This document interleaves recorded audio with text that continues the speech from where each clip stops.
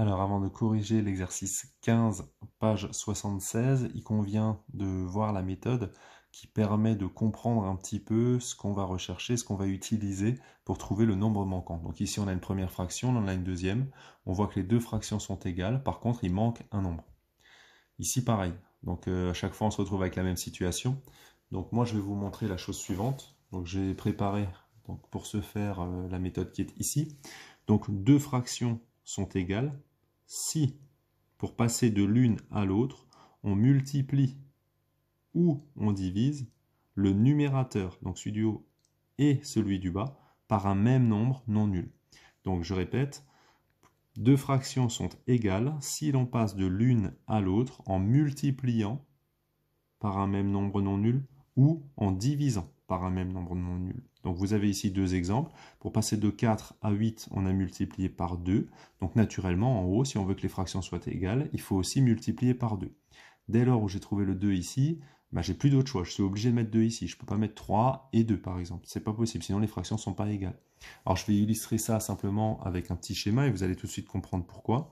En fait, supposons ici que je trace le 3/4. 3/4, ça correspond ici à 3 morceaux d'un gâteau qui lui a été découpé en 4. Si le gâteau cette fois-ci n'est pas découpé en 4 mais qu'il a été découpé en 8, 8 si on regarde bien, ça signifie que chaque part a été découpée en 2. Donc en fait on fait des sous-parts. Je rappelle que pour que ce soit une fraction, il faut obligatoirement que les parts soient équitables. Donc ici, si je découpe cette fois-ci en 8, et bien naturellement, je vais trouver 1, 2, 3, 4, 5, 6 parts d'un gâteau découpé en 8. Et ça, on a bien dit que c'était la même chose que 3 parts d'un gâteau découpé en 4. Pour s'en convaincre, il suffit de regarder si vous avez mangé la quantité qui est là ou la quantité qui est là, en réalité, vous avez mangé la même quantité. Donc ici, on a dit 6 sur 8. Alors ici, je ne vais pas l'illustrer avec un dessin, mais c'est le même principe.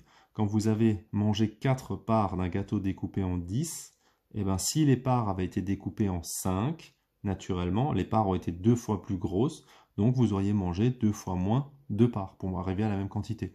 Donc si on passe de 10 à 5 en divisant par 2, en haut aussi, vous allez diviser par 2. Donc 4 divisé par 2, ça fait 2.